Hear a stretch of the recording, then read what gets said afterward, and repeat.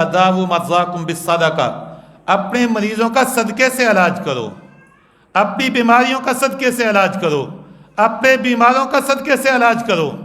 کہتے میں گھر سے نکلا، طریقی ہے تاکہ کسی پہ کچھ صدقہ کر دوں اپنے بیٹے کی طرف سے، اور یار یہ آزمائشوں پہ صدقہ دیا کرو۔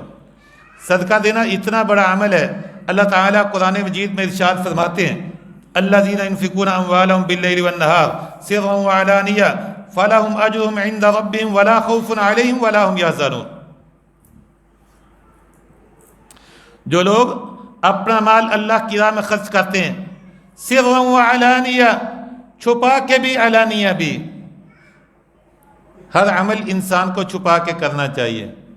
علانیہ اعمال کے بارے میں اگر کسی کے ذہن میں کوئی بات آ جائے، حدیث کے اندر بے شمار اشارے موجود ہیں، پھر گناہ ہوتا ہے، لیکن صدقہ ایسی عبادت ہے جیسے میں نے پہلے کہا اس کے کچھ مسائل دیگر عبادات سے مختلف ہیں۔ انسان کو نفلی صدقہ بھی بسا اوقات نہ کرے گناہ ہوتا ہے، اسی طرح یہ علانیہ طور پہ بھی صدقہ کیا جائے تو اللہ اس کو قبول کرتے ہیں، اللہ اس کا ثواب دیتے ہیں، اللہ اس کا اجر دیتے ہیں۔ علانیہ بھی کیا جا سکتا ہے، ظاہر بھی کیا جا سکتا ہے، کھل کے بھی کیا جا سکتا ہے، سر عام بھی کیا جا سکتا ہے، بتا کے بھی کیا جا سکتا ہے، اللہ اس کا بھی ثواب دیتے ہیں۔ اور اللہ کہتے ہیں الذین ينفقون اموالهم باللیل والنہار، جو بندہ صدقہ کرتا ہے رات بھی دن بھی، سرا وعلانیہ، چھپا کے بھی علانیہ بھی، فلہم اجرہم عند ربہم، اللہ اس کو اجر دیتا ہے، ولا خوف علیہم ولا هم یحزنون، اس کے غم اور خوف اللہ ٹال دیتا ہے۔ اللہ نے اس آیت کے اندر بہت سی فضیلتیں بیان کی ہیں۔ فَلَهُمْ أَجْرُهُمْ عِنْدَ رَبِّهِمْ، اس کا اجر رب کے ہاں ہے۔ اجر کیا ہے؟ حدیث میں آتا ہے سب سے زیادہ جو قبر کی سختی کو ٹالتا ہے وہ صدقہ ہے۔ سب سے زیادہ جو چیز جہنم کی آگ کو ٹھنڈا کرتی ہے وہ صدقہ ہے۔ وَمَا اتَّقُوا النَّارَ وَلَوْ بِشِقِّ تَمْرَةٍ، لوگوں چاہے کھجور کا ایک دانہ ہی دے دو، جہنم کی آگ سے بچ جاؤ۔ اور کھجور کے دانے کے ساتھ جہنم کی آگ سے کیسے بچا جائے گا؟ حدیث میں آتا ہے آقا علیہ الصلوۃ والسلام نے فرمایا جب بندہ صدقہ کرتا ہے نا، اللہ آگے بڑھ کے دائیں ہاتھ سے اس کے صدقے کو قبول کرتے ہیں۔ تم نے تو کھجور ایک غریب کو دی ہے، لیکن پہلے یہ کھجور رب کے پاس جاتی ہے، اللہ اس کو اپنے ہاتھ سے قبول کرتے ہیں، اس کے بعد تیری نیت پہ منحصر ہے، اللہ اس کھجور کی آبیاری کرتے ہیں اور اس کو اتنا بڑا چڑھا کے ثواب دیتے ہیں۔ حدیث میں آتا ہے آقا علیہ السلام نے فرمایا قیامت کے دن بندہ آئے گا، احد پہاڑ کے برابر نیکی دیکھے گا، کہے گا یا اللہ یہ نیکی میری نہیں۔ اللہ کہے گا یاد کر تو نے ایک کھجور میرے راہ میں خرچ کی تھی، میں اس کو بڑھاتا رہا، احد پہاڑ کے برابر نیکیوں کا ڈھیر لگ گیا، یہ اسی کھجور کی وجہ سے ہے۔ اللہ آگے بڑھ کے اس کھجور کو لیتے ہیں، اور غریب کے منہ میں جانے سے پہلے تیرا نیکیوں کا پہاڑ رب کی عدالت میں لگ جاتا ہے، رب کی بارگاہ میں پہنچ جاتا ہے۔ کیا سمجھتے ہیں یہ صدقہ کوئی عام چیز ہے؟ صدقہ کوئی تھوڑی چیز ہے؟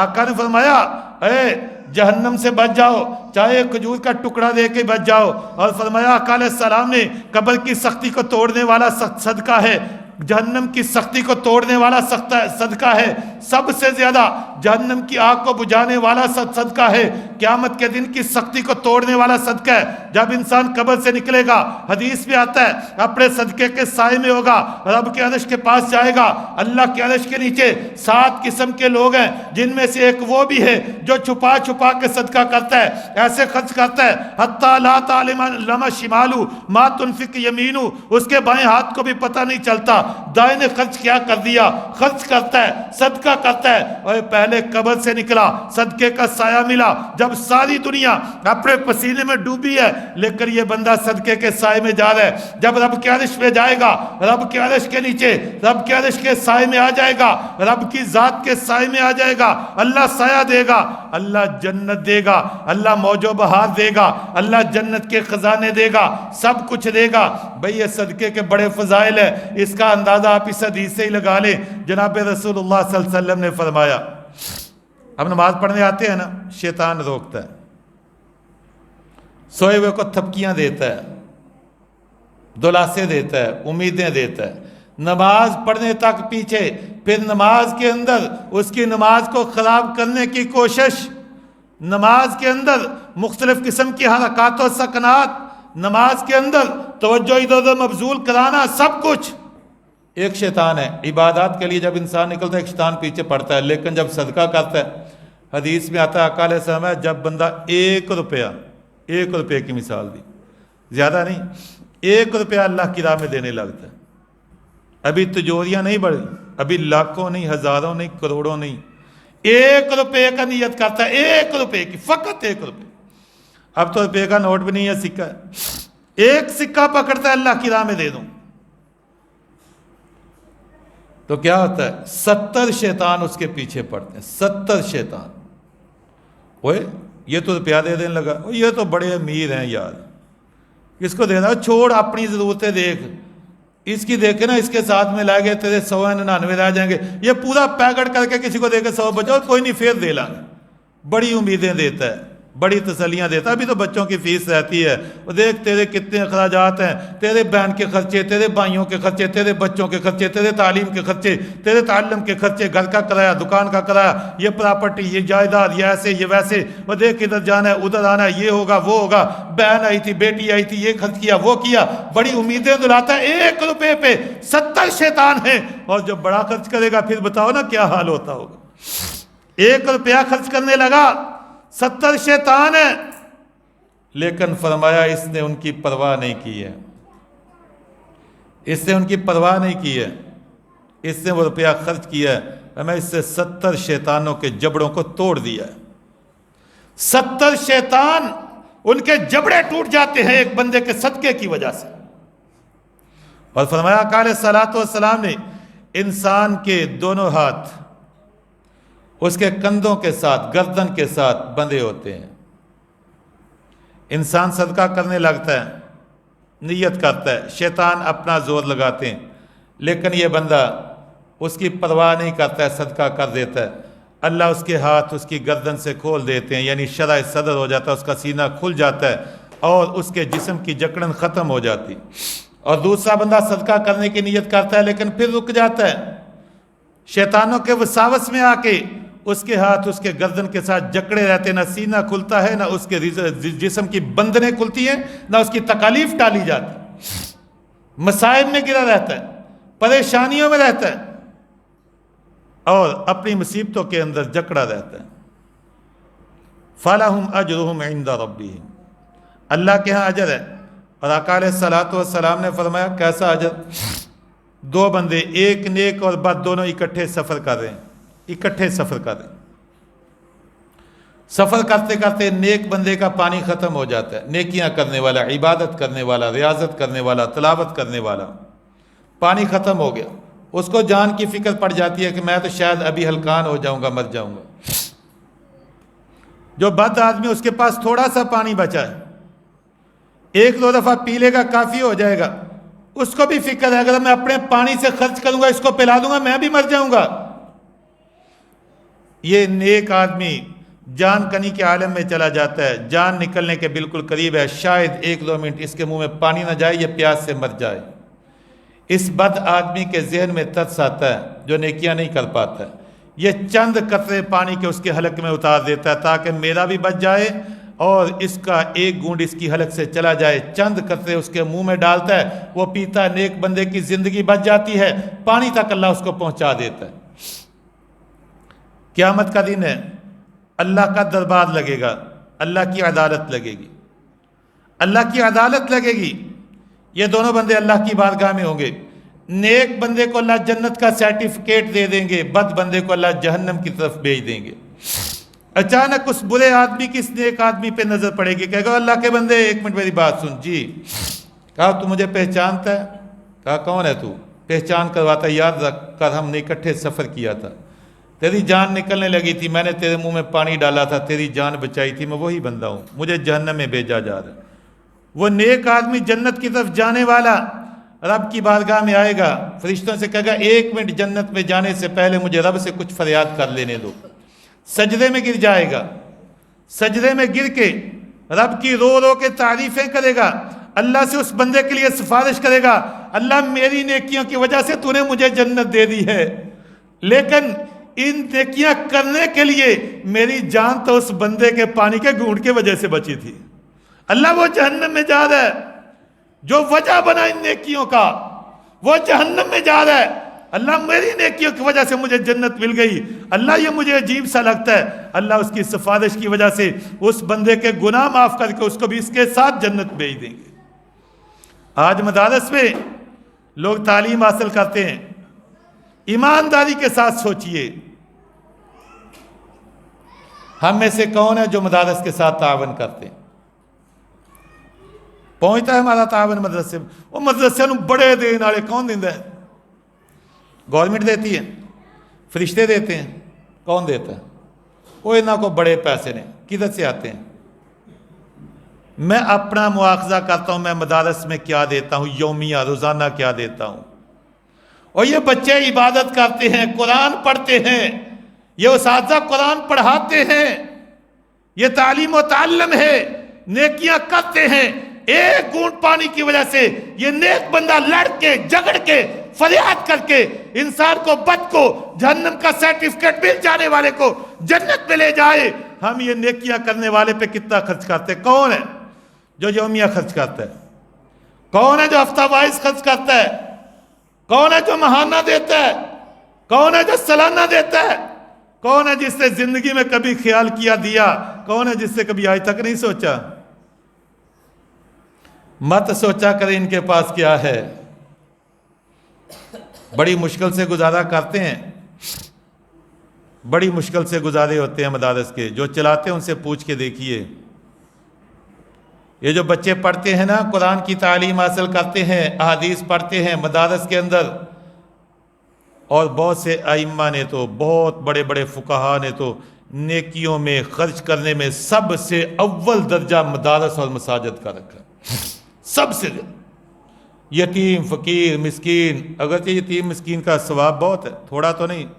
آقا علیہ الصلوۃ والسلام نے فرمایا قیامت کے دن میں جنت میں جا رہا ہوں گا. آقا علیہ الصلوۃ والسلام کے لیے جنت کا دروازہ کھلے گا. ایک عورت اور ایک بندہ جلدی جلدی آقا علیہ الصلوۃ والسلام کے ساتھ جنت کی طرف جا رہے ہوں گے. ایسے لگے گا جیسے آقا علیہ الصلوۃ والسلام سے بھی آگے گزرنے والے. گزریں گے نہیں؟ حدیث میں آتا جیسے آقا سے بھی آگے گزرنے والے ہیں. آقا اس عورت سے پوچھیں گے، او بی بی کون ہے تو، کیا عمل تھا تیرا؟ بی بی کہے گی آقا میرا خامد فوت ہو گیا تھا، اس کے بچے تھے میرے بدن سے، میں شادی کر سکتی تھی لیکن ان بچوں کو کھلانے پلانے کے لیے، ان پہ خرچ کرنے کے لیے، تعلیم و تربیت کے لیے، تعلم کے لیے میں نے اور شادی نہیں کی ہے، اس یتیم کے بچوں کو پالا ہے. اللہ نے اس عمل کی وجہ سے جناب رسول اللہ صلی اللہ علیہ وسلم کا ساتھ دیا ہے جنت میں داخلے کے لیے. آقا اس بندے سے پوچھیں گے تیرا عمل کیا ہے؟ وہ بندہ کہے گا آقا میں یتیموں پہ خرچ کیا کرتا تھا، اپنے بچوں کے کپڑے لاتا تھا تو یتیم کے لیے بھی لاتا تھا، اپنے گھر میں اناج لاتا تھا، یتیم کا بھی فکر کرتا تھا، اپنے گھر پہ خرچہ کرتا تھا، یتیم کے گھر کا بھی سوچتا تھا، اپنے بچوں کو پڑھاتا تھا، یتیم کے بچوں کا بھی سوچتا تھا. آج اللہ نے یہ مقام دیا ہے اور حدیث میں آتا ہے آقا علیہ السلام ہے انا وقافل الیتیم فی الجنت ہکذا، میں اور یتیم کی پرورش کرنے والا جنت میں ایسے ہوں. کتنا فرق ہے، اسی لیے تو ساتھ ساتھ جا رہے ہیں. الساعی علی الرمل والمساکین کالمجاہد فی سبیل اللہ، جو بندہ کوشش کرتا ہے مسکین اور بیوہ عورت پہ خرچ کرنے کے لیے، کوشش کرتا ہے، خرچ نہیں کیا، کوشش کرتا ہے، لوگوں کو ترغیب دیتا ہے بھئی آپ کے پاس مال ہے، میں نے یتیم دیکھا بڑا پریشان ہے، آپ اس پہ کچھ خرچ کریں. پھر کوشش کی ہے، رستہ ہی بتایا بھئی فلاں عورت بیوہ بیچاری بڑی پریشان ہے، آپ اس پہ خرچ کریں. کوشش کی ہے، کوشش کرتا ہے، میں اس کا ثواب اتنا جیسے ساری رات نوافل پڑھنے والا، سارے دن کا روزہ رکھنے والا، اللہ کی راہ میں جہاد کرنے والا، یہ ثواب میں ان کے برابر ہے. اور جب خرچ کرے گا تو پھر کیا ہے؟